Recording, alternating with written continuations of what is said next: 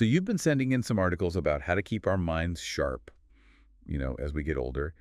And I think it's time we do a deep dive into this stuff. Yeah, I think a lot of people are curious about this topic, especially when we think about, dementia risk and what we can actually do. Right. Like, what are the things that we can control? Yeah, And what are the things that are just, kind of out of our hands? exactly. And it seems like you've been doing a lot of reading on this. What kind of sources did you send us? Mostly articles, Mm, from what I can remember. I mean, there were quite a few focusing on the connection between lifestyle choices mm. and how that plays into, the risk of developing dementia later on. Okay, so we're looking at things that we can actively do in our daily lives that might impact our brain health down the road.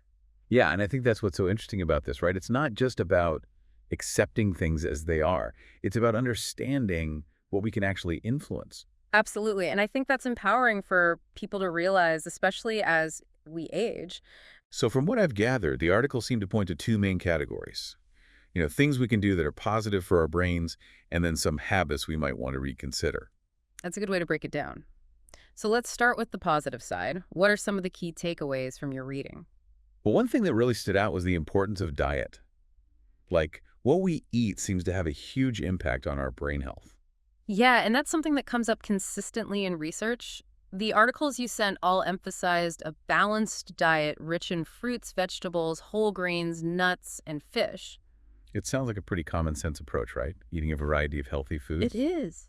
But what's interesting is that there's a specific diet called the MIND diet that was mentioned in a few of the I articles. haven't heard of that one. Tell me more. Well, it's actually a combination of the Mediterranean diet and the DAH diet, and studies suggest it might be particularly beneficial for brain health. So we're talking about things like, loading up on leafy greens, colorful fruits and veggies, incorporating those healthy fats from fish and nuts. Exactly. And choosing whole grains over refined grains, that kind of thing. So practical things that people can easily incorporate into their daily lives. Right. And the research suggests that making these kinds of dietary changes can actually lower the risk of dementia.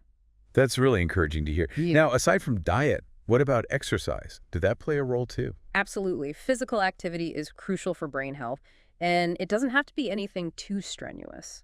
Right. I mean, we're not talking about running marathons here. No, not Yeah. at all. Most of the articles recommended at least 30 minutes of moderate intensity exercise most days of the week. So things like brisk walking, cycling, maybe even dancing. Exactly. And even gardening can be a great way to get moving. So it's really about finding activities that you enjoy that fit into your lifestyle. Yeah.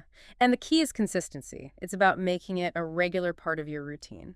And one thing I was curious about is, how does exercise actually benefit the brain? Like, what's the connection there? Well, one of the main ways is that it increases blood flow to the brain. Ah, so it's like giving your brain a fresh supply of oxygen and nutrients. Exactly. And that's essential for keeping your brain cells healthy and functioning properly. Okay, that makes sense. So we've covered diet and exercise. What about keeping our minds active? Does that matter too? Oh, absolutely. Mental stimulation is just as important as physical activity. So are we talking about things like crossword puzzles and Sudoku? Those are great examples. And reading is another excellent way to stimulate your mind. So it's about keeping our brains engaged and challenged. Right. It's about learning new things and expanding your knowledge base. And one article specifically mentioned playing card games. Hmm. I think it was Klaverjassen. Yes, that's right. It's a popular card game in some parts of the world, and it requires a lot of strategy and mental agility. So it's a fun way to socialize and challenge your brain at the same time. Exactly. And the research shows that staying mentally active can help to build cognitive reserve, which may offer some protection against dementia. That's fascinating. Now, another thing that came up in several articles was the importance of social connections. Yes. That's a big one. It seems like having strong social ties is good, not just for our emotional well-being, but also for our brain health. That's right. Maintaining social connections can help to reduce stress and ward off feelings of loneliness and isolation. And those things can definitely take a toll on our cognitive function. They can. And social interaction also provides opportunities for mental stimulation through conversations and shared experiences. So it's like a win-win situation. It is. And it's something that we can all actively cultivate in our lives. Now let's talk about sleep. Yeah. We all know that a good night's rest is essential for feeling our best. But is there a connection between sleep and brain health?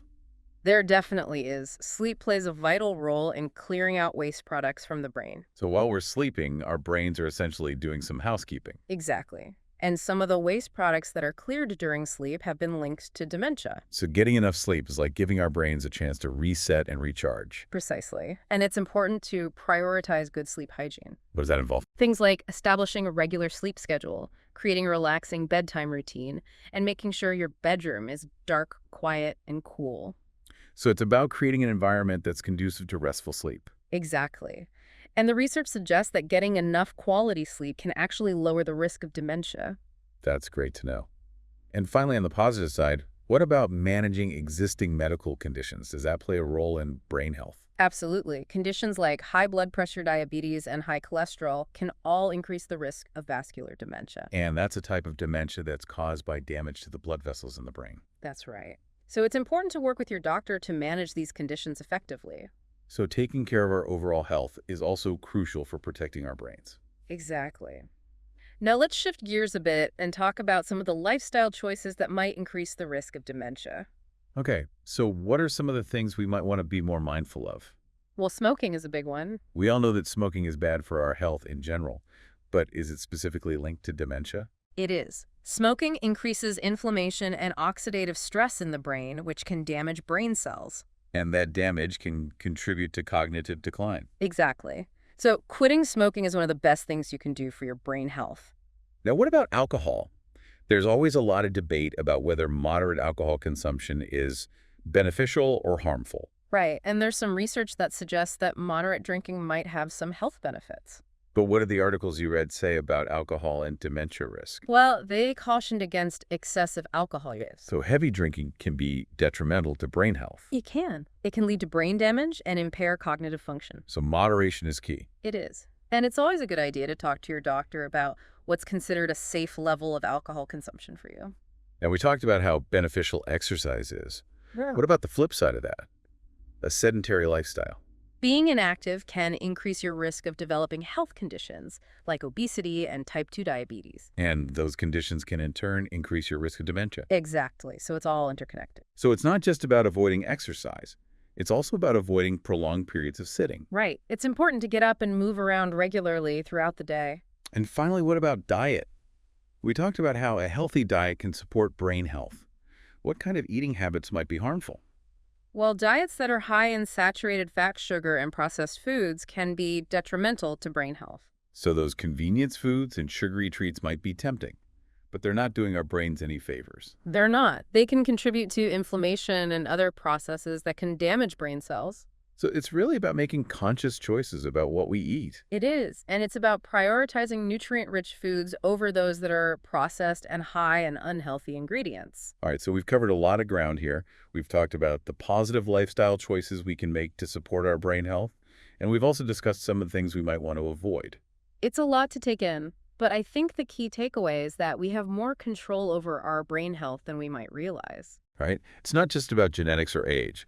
There are things we can actively do to reduce our risk of dementia. Absolutely.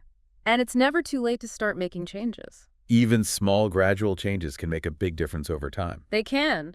And the research suggests that the more healthy habits you adopt, the greater the benefit. So it's about creating a lifestyle that supports both our physical and cognitive well-being. Exactly. And it's about making those choices consistently over time. Well, this has been incredibly insightful. I feel like I've learned so much from this deep dive. Me too. It's a fascinating topic and one that's relevant to all of us.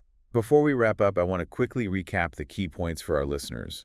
So when it comes to supporting brain health as we age, we want to focus on a diet that's rich in fruits, vegetables, whole grains, nuts, and fish.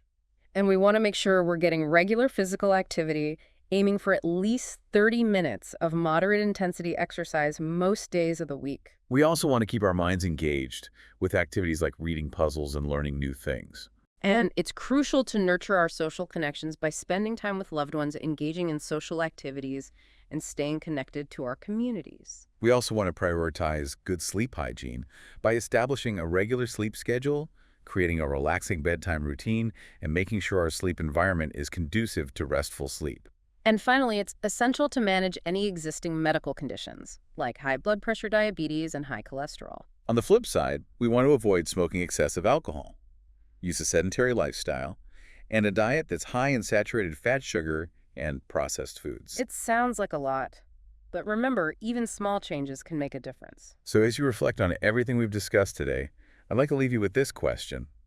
What's one small manageable change you could make in your own life to support your brain health?